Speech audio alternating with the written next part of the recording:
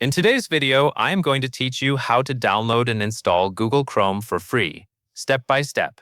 Once your browser is open, click into the address bar at the top of the screen, type google.com/Chrome, then press Enter on your keyboard. This will take you to the official Google Chrome download page. When the page loads, look for the blue button that says Download Chrome. Click that button to begin downloading the installer file. Depending on your browser settings, the download may start immediately, where you may be asked to confirm the download first. If that happens, simply continue with the download. After the file finishes downloading, you will need to locate it on your computer. In most cases, it will appear in your Downloads folder. On Windows, the file is usually named chromesetup.exe.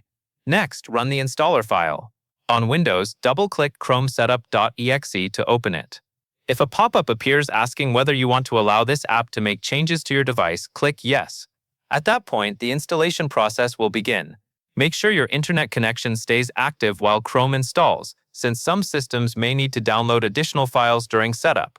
This usually only takes a short time. Once the installer finishes, Google Chrome should open automatically, or it will be available from your desktop, Start menu, or Applications folder depending on your computer. That covers everything you need to know.